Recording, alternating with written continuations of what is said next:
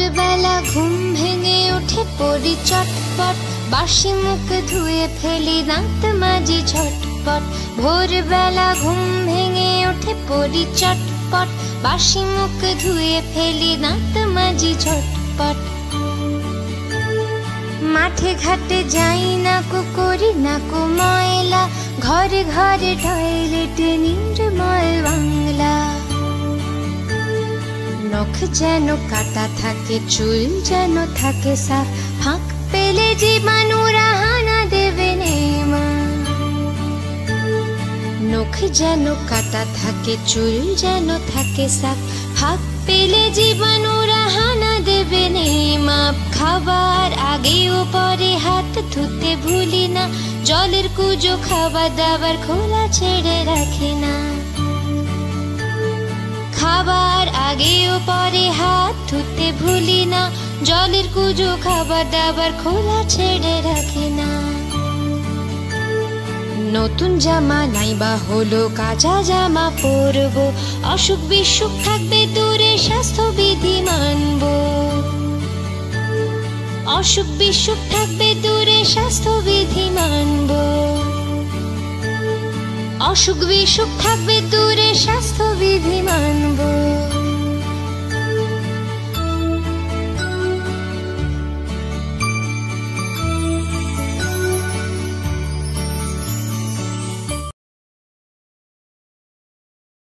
নমস্কার। নারী ও শিশু বিকাশ এবং সমাজ কল্যাণ দপ্তরের তত্ত্বাবধানে ইউনিসেফের কারিগরি সহায়তায় এবং বিক্রমশিলা এডুকেশন রিসোর্স সোসাইটির সহায়তায় বাড়ি বসে মজার কাজ এই অনুষ্ঠানে সকলকে স্বাগত। আমাদের শিশুরা কোনো না কোনোভাবে একঘেয়েমিতে ভুগছে, কোনো না কোনোভাবে দুঃখে আছে। তারা খেলাধুলো করতে পারছে না, তারা অঙ্গনওয়াড়ি সেন্টারে যেতে পারছে না। আমরা তাদের কোনো না কোনোভাবে একটু আনন্দে রাখবো, ভালো রাখবো। ঠিক সেই রকম ইচ্ছে থেকে, সেই প্রয়াস থেকেই বাড়ি বসে মজার কাজ।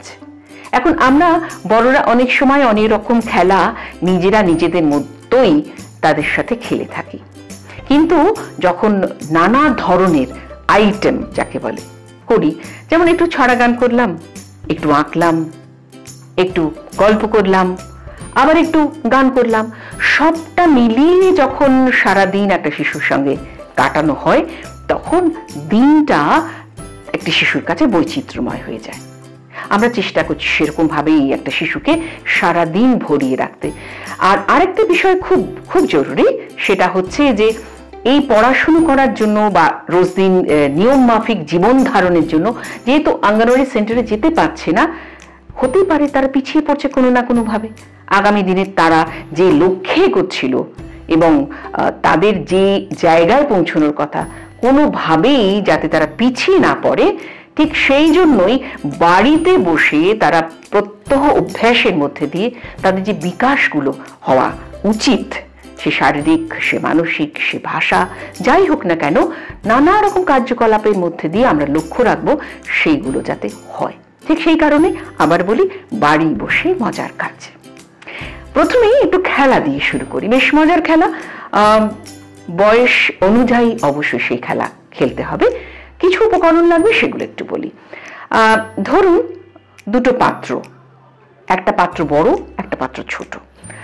হতে পারে সেটা বালতি, হতে পারে সেটা অন্য ধরনের কোনো রকম পাত্র। আর একটা মগ অবশ্যই লাগবে।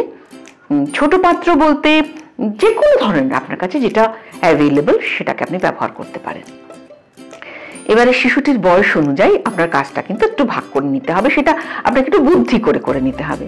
ধরুন আপনি বলতেই পারেন যে একটা বালতি জলটা ভর্তি করে দিলেন, আপনি বলতেই পারেন যে তুমি এই ভর্তি বালতির জলটা থেকে মগে করে তুমি খালি জায়গায় তুমি ঢালো। খালি বালতি, সেটা ছোট বালতিও হতে পারে, খালি বালতিতে তুমি ভর্তি করো। তার মানে কি হচ্ছে, সে মগ দিয়ে জলটা নিচ্ছে ফেলছে, জলটা নিচ্ছে ফেলছে, তার মানে হাত আর চোখের সমন্বয় সাধন হচ্ছে। অন্যদিকে বৃহৎ পেশির কাজটাও কিন্তু তার হচ্ছে। এবার একটু যদি আপনার বাচ্চাটি বড় হয়, আপনি সেটা বলতেই পারেন, আচ্ছা দেখো তো তুমি কতবার জলটা বড় বালতি থেকে ছোট বালতিতে রাখছো, তার গোনা যে অভ্যেস বা শেখা সবটাই তার হচ্ছে। এইভাবে যতটা সম্ভব তাকে সরল থেকে কঠিন কাজের মধ্যে দিয়ে তার যে বিকাশগুলো, একদিকে বৃহৎ পেশির বিকাশ, অন্যদিকে হাত চোখের সমন্বয় সাধন, অন্যদিকে এই যে আগামী ভবিষ্যতে তারা যখন গুনবে সংখ্যা গণনার কাজ, সবটাই কিন্তু তার এই খেলার ছলে, মজার ছলে কিন্তু তার শেখা হবে। এই খেলাটি খেলার সময় দুটো জিনিস কিন্তু একটু মাথায় রাখতে হবে। সেটা হলো যে একটু বড় জায়গায় এই খেলাটি খেললে ভালো হয়, আর একটু খেয়াল রাখতে হবে বাইরে জল পড়তে পারে, তাতে যদি শিশুটি পড়ে যায় বা কোনো যাতে দুর্ঘটনা না ঘটে সেটা কিন্তু আপনাকে খেয়াল রাখতে হবে। আর দ্বিতীয় যেটা, সেটা হচ্ছে জল নামক যে পদার্থ, সেইটি কিন্তু শীতকালে অবশ্যই বাচ্চারা খুব পছন্দ করবে জল নিয়ে ঘাটাঘাটি করতে, কিন্তু আপনি কিন্তু সেখান থেকে একটু বিরত রাখবেন।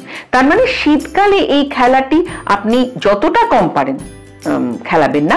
তবে ধরুন দুপুর হয়ে গেল, তখন ঝাঁঝা রোদ্দুর বাইরে, খোলা জায়গা, তখন এই খেলাটি আপনি অভ্যেস করাতেই পারেন, তাতে কোনো আপত্তি নেই। কিন্তু ভোরবেলা বা একটু সকালবেলা যখন ঠান্ডা রয়েছে, তখন জল নিয়ে এই খেলাটি না খেলানোই বোধহয় ভালো। তোমাদের প্রিয় পর্ব হচ্ছে ছড়া গান। কখন ছড়া গান করবো, কখন ছড়া গান করবো ছটফট করতে থাকো, তাই না? হ্যাঁ, চলে এসেছি সেই পর্বে, ছড়া গান নিয়ে। ছড়া গান হলো রাত গভীরে। শুনবে তোমরা? শোনো। রাত গভীরে। রাত গভীরে কেমন দূরে ডাকছে ঝিঝি পোকা, রাত গভীরে কেমন দূরে ডাকছে ঝিঝি পোকা। মা বলছে রাত যে হলো ঘুমাও আমার খোকা, মা বলছে রাত যে হলো ঘুমাও আমার খোকা। ঘুমের ভানে চোখ বুজেছি ঘুম আসে না চোখে, ঘুমের ভানে চোখ বুজেছি ঘুম আসে না চোখে। মা বলছে সোনা মনি আয় না আমার বুকে, মা বলছে সোনা মনি আয় না আমার বুকে। অদ্ভুতুরে ঝিঝির ডাকে ঘুম আসে না চোখে, অদ্ভুতুরে ঝিঝির ডাকে ঘুম আসে না চোখে। মাগো তুমি সুরে লাগান গাইতে বলো কে, মাগো তুমি সুরে লাগান গাইতে বলো কে। কেমন লাগলো তোমাদের ছড়া গান রাত গভীরে? আচ্ছা, এইবারে বলো তো, এই গভীর রাতে তোমরা কাকে দেখলে? ঝিঝি পোকা? হ্যাঁ, ঠিক বলেছ। আচ্ছা, কতগুলো প্রশ্ন করি। তোমরা দেখেছো ঝিঝি পোকা? কেমন দেখতে হয় বলো তো? পেছনে বড় বড় ঠ্যাং আছে না ওদের, আর লাফিয়ে লাফিয়ে চলে। আর ঝিঝি পোকা, একটা প্রশ্ন তোমরা পারবে কিনা আমি জানি না, কেমন করে ডাকে বলো তো? কোথা দিয়ে ডাকে বলো তো? হ্যাঁ, আচ্ছা ঠিক আছে, বাবা মাকে জিজ্ঞেস করবে?